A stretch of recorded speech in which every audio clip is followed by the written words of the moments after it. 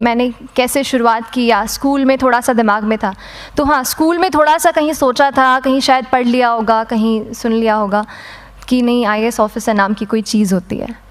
लेकिन तब ये भी नहीं पता था कि यार यूपीएससी नाम की कोई एग्ज़ाम है, सिविल सर्विस एग्ज़ाम है, उससे और भी पोस्ट में आप सिलेक्ट हो सकते हैं, ऐसा कुछ नॉलेज नहीं था। जब मैं अपने कॉलेज लेवल में आई, जब कॉलेज में एडमिशन लिया, मैंने भोपाल से ही प्राइवेट इंजीनियरिंग कॉलेज से केमिकल इंजीनियरिंग किया है।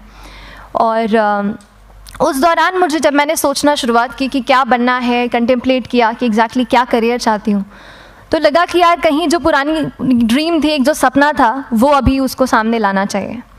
फिर इस बारे में और पढ़ा और तब खान स्टडी ग्रुप भोपाल में सेंटर वहाँ पे जैसे शुरू हो गया था, तो मेरा जो फाउंडेशन कोर्स है मैंने वहाँ से किया।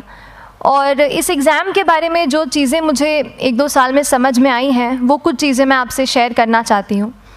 सबसे पहली चीज़ जो पहले जय और रचना हम दोनों बोल चुके हैं कि कंसिस्टेंसी। आप अगर दिन में, कई बार हमसे सवाल पूछते हैं कि आप कितने घंटे पढ़ाई करते हैं, तो देखिए घंटे मैटर नहीं करते। कोई 17-18 घंटे हमें नहीं पढ़ना है, इतना हम पढ़ भी नहीं सकते। एक दिन पढ़ सकते हैं, दूसरे दिन नहीं पढ़ पाएंगे। 5 से 6 घंटे ही आपको देने हैं या उतने निकालने हैं, पर वो जो वक्त आप अपनी पढ़ाई को देते हो, वो कंसिस्टेंटली आपको रोज़ उतना ही अपने पढ़ाई को देना है। Consistency is the key, that is the first and the most important thing जो आपको ध्यान में रखनी है। दूसरी चीज़ इस एग्ज़ाम में मुझे लगता है इक्वली इम्पॉर्टेंट है, क्योंकि ये जर्नी लंबी होती है। जैसे एग्ज़ाम ही 1 साल तक चलती है, आप प्रीलिम्स देते हैं, फिर आप मेंस देते हैं, आप इंटरव्यू में जाते हैं पर्सनालिटी टेस्ट के लिए, तो एग्ज़ाम 1 साल तक खुद चलती है। उसके पहले मान लीजिए आप 1-1.5-2 साल पहले से प्रिपेयर कर रहे हो, तो ये जर्नी काफ़ी लंबी रहती है। उस जर्नी में मेंटली अपने आप को मोटिवेट रखना, अपने आप को बूस्ट करते रहना, वो भी इक्वली इम्पॉर्टेंट है। और इसीलिए अपने आप पर भरोसा बेहद ज़रूरी है। You need to have a faith in yourself कि अगर आपने इसमें कदम रखा है, अगर आपने सोचा है कि आप सिविल सर्विस एग्ज़ाम देना चाहते हैं और देंगे, तो आपको ये ठान के उसमें जाना है कि हाँ मैं ये कर सकता या कर सकती हूँ। ये एक अपना मोटिवेशन, अपने साथ एक फेथ, बिलीफ अपने ऊपर आपको हमेशा रखना है। कमिंग टू प्रेपरेशन की कैसे तैयारी करनी है, बहुत सारी बातें आप सुन चुके हैं कि आंसर राइटिंग में कैसे करना होता है, आंसर राइटिंग का स्ट्रक्चर कैसा होना चाहिए। तो मैं शुरू में सबसे पहले ये कहूँगी कि मेरे प्रिपरेशन का बेस 2 चीज़ें रहीं। पहला था करंट अफेयर्स। करंट अफेयर्स इसलिए मैंने उसी से शुरुआत की क्योंकि करंट अफेयर्स सबसे इंटरेस्टिंग पार्ट होता है। कई बार आपको हिस्ट्री कभी बोरिंग लगेगी, कई बार आपको लगेगा ज्योग्राफी इतना, कभी हर किसी के अपने अपने फेवरेट्स होते हैं। तो मुझे वो 2 सब्जेक्ट्स लगते थे कि यार इतना मन नहीं करता है, लेकिन न्यूज़पेपर्स और करंट अफेयर्स में जो भी नया चल रहा है वो मुझे हमेशा इंटरेस्टिंग लगता था। इंटरनेशनल रिलेशंस में क्या हो रहा है, क्या सोशल रियलिटीज़ हैं, कहाँ क्या हुआ, उसका क्या इम्पैक्ट पड़ेगा एडमिनिस्ट्रेशन पे और हमारे कंट्री पे, तो उसको आप अपना एक बेस बना सकते हो। आप करंट अफेयर्स बेस्ड प्रिपरेशन कर सकते हैं, इसलिए भी क्योंकि अगर आप मेंस एग्ज़ाम देखेंगे तो काफ़ी डायनामिज्म आ गया है, केवल प्रीलिम्स में नहीं बल्कि जनरल स्टडीज़ पेपर 2, पेपर 3 में भी आप देखेंगे कई सारे ऐसे सवाल हैं जो करंट इवेंट्स से इंस्पायर्ड होते हैं, उन पे बेस्ड रहते हैं। तो जब आप न्यूज़पेपर बेस्ड, करंट बेस्ड पढ़ाई करते हैं तो वो आपका प्रिपरेशन वहाँ से भी कवर हो सकता है। दूसरी जो चीज़ मैंने जिस पे बहुत फोकस किया वो थी आंसर राइटिंग। तो आंसर राइटिंग का जैसे खान सर बता रहे थे कि आंसर राइटिंग की प्रैक्टिस बहुत की, तो उसके पीछे मेरा ये था कि जब मैं हमेशा प्रीलिम्स का कोई भी पेपर टेस्ट देती थी, हम मॉक टेस्ट देते हैं, तो मॉक टेस्ट देती थी तो हमेशा मेरे मार्क्स करीब 90 to 110, 120, इससे ऊपर मेरे कभी मार्क्स नहीं जाते थे। तो मुझे हमेशा ये डर था कि यार प्रीलिम्स में कहीं मेरा कुछ, क्योंकि कट ऑफ भी इसी कुछ रेंज में जाता है, तो हमेशा लगता था कि यार कुछ गड़बड़ यहाँ ना हो जाए। लेकिन जब मैंने आंसर राइटिंग की और मेंस एग्ज़ाम के बारे में जाना, तब मुझे लगा कि आंसर राइटिंग एक ऐसी चीज़ है, मेंस एक ऐसा फेज़ है सिविल सर्विस एग्ज़ाम का जहाँ पे आप अच्छे से तैयारी कर सकते हैं। And if you have written the answers, if you know कि you have covered the points well, if you have included उसमें कुछ आपने facts, international reports, government schemes, आपने कुछ ऐसे उसमें सॉल्व भी डाला है, तो जो रिज़ल्ट आएगा वो सेटिस्फैक्ट्री ही आएगा, अच्छा ही आएगा। तो मेंस एक ऐसा पार्ट है जिस पे आप काफ़ी बैंक ऑन कर सकते हो। मैं जब पर्सनालिटी टेस्ट भी मैंने दिया, तो इस बार भी आप नंबर्स देखेंगे तो आसपास की रैंक के हिसाब से मेरे नंबर्स उसमें कम हैं, लेकिन it is just the general studies and the answer writing part, जो मेंस के जो वो है मार्क्स हैं या मेंस का जो एक फैक्टर रहा, वो मेरे लिए सबसे ज़्यादा इंपॉर्टेंट डिसाइडिंग फैक्टर रहा है। तो अपना एक्सपीरियंस यही बताऊंगी कि आंसर राइटिंग पे आप विशेष फोकस कीजिए।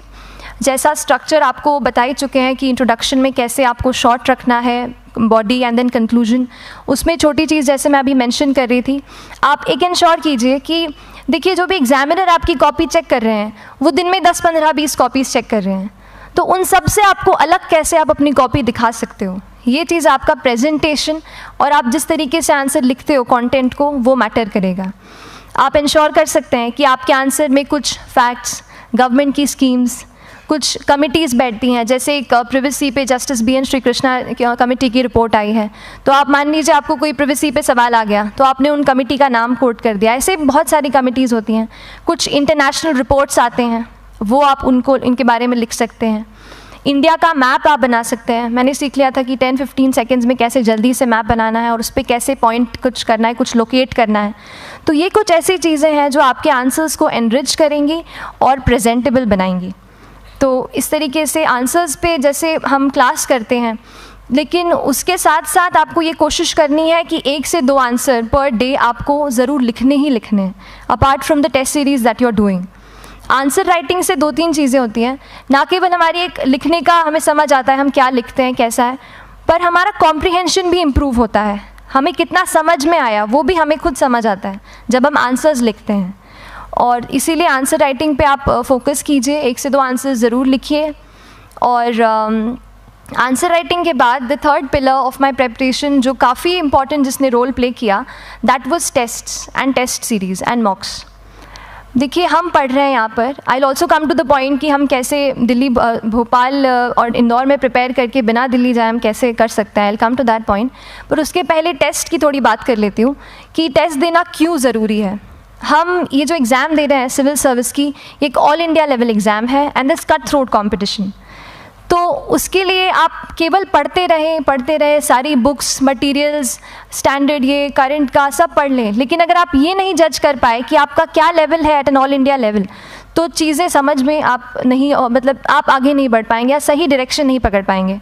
तो इसलिए आप टेस्ट से घबराइए मत। कई बार टेस्ट का इनर्शिया होता है, ऐसे लगता है कि जब तक पूरा सिलेबस कंप्लीट नहीं कर लूँ तब तक टेस्ट नहीं दूंगा, लेकिन सच में बात ये होती है कि जब तक हम GS के मतलब पेपर देने अंदर भी घुसते हैं ना, तब भी उस सेकंड पे लग रहा होता है कि कुछ छूट गया है हमारा।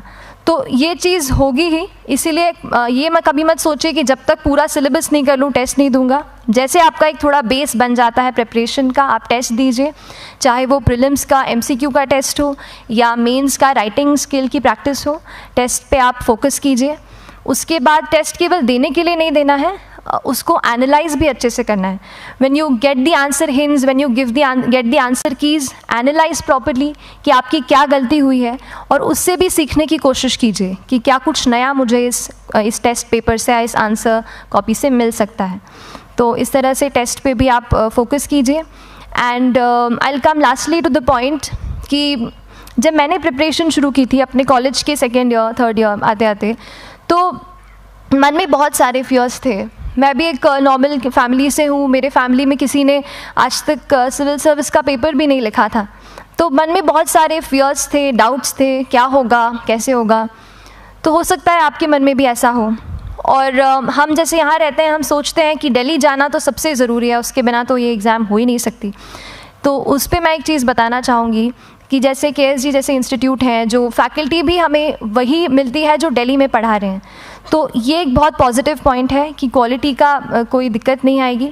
बस एक चीज़ है, आप ज्वाइन करते हैं class, that will only provide you a direction, वो आपका रास्ता दिखा सकते हैं आपको कि इस रास्ते पर आपको चलना है, लेकिन चलना उस रास्ते पे आपको खुद है।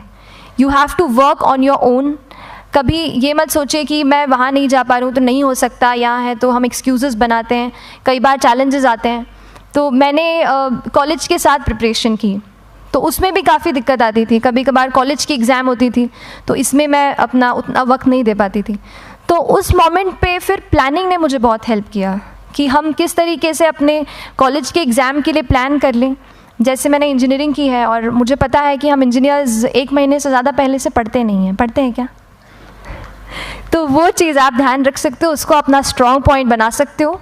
1 से 1.5 महीना जब exam is approaching, I use to plan my entire syllabus का प्रिंट आउट निकाल के I use to make my notes, उस तरीके से उसको मैं उसको संभाल लेती थी। तो whenever you are managing those things together, focus on planning, किस तरीके से आप एक माइक्रो प्लान बनाएं, अपना डेली एक प्लान बनाएं, वीकली टारगेट सेट करें और एक ब्रॉड विजन दिमाग में रखें कि ब्रॉडली आप मंथ्स में क्या कवर करने वाले हैं। अगर आप प्लानिंग अच्छे से करते हैं तो ज़्यादातर पोर्शन आपका वहीं से कवर हो जाता है, और जब आप टारगेट्स बनाते हैं, उनको टिक करते हैं, तो एक सेंस ऑफ कंप्लीशन भी आपको मिलता है कि yes I am on the right path और मैं सही जा रहा हूँ या जा रही हूँ। तो इस तरीके से प्लानिंग पे भी इक्वली फोकस कीजिए। एंड बस यही सिंगल बिगेस्ट मैसेज मेरी तरफ से यही रहेगा कि आपने अगर ठान लिया है, अगर आप सोचते हैं कि आप ये एग्ज़ाम क्रैक कर सकते हैं, तो आपको रोकने वाला और कोई नहीं, आप खुद ही हो सकते हैं। तो खुद आप अपनी रुकावट कभी मत बनिए, एक्सक्यूज़ेस मत बनाइए। ऑब्स्टिकल ज़रूर आएंगे, उन्हें आपको चैलेंज करना है। Challenges are meant to be challenged. तो सही तरीके से अपने ऑब्स्टिकल्स को हैंडल कीजिए, और इस एग्ज़ाम में अगर आप सही स्ट्रैटेजी रखते हैं तो आप अपने एक अटैम्प्ट में ही इसको क्रैक कर सकते हैं। एंड एनीवेज आप जो भी अटैम्प्ट नेक्स्ट रखते हैं, दिल में यही रखिएगा कि जो ये मेरा नेक्स्ट अटैम्प्ट होने वाला है, ये मेरा बेस्ट अटैम्प्ट होने वाला है। कभी भी इस एग्ज़ाम को हाफ हार्टेडली मत दीजिए कि चलो देख के देखता हूँ कैसा है पैटर्न का एग्ज़ाम का। अगर एग्ज़ाम का पैटर्न देखना है ना, तो घर पे 3 घंटा टाइम लगा के एग्ज़ाम दे दो, बस केवल पैटर्न देखने के लिए एग्ज़ाम अटैम्प्ट मत कीजिए। जब आप एग्जामिनेशन हॉल में जा रहे हैं या कोई अटैम्प्ट आपने सेट किया है, तो अपना सब कुछ उस एग्ज़ाम को दीजिए, अपना टाइम, एनर्जी, फोकस, जितना भी करेक्ट आप उसमें पॉजिटिविटी डाल सकते हैं उसको दीजिए, एंड पूरी तैयारी के साथ ही इस पेपर को दीजिए, and I am sure that you will succeed. So till then, all the very best to you and good luck. Thank you so much.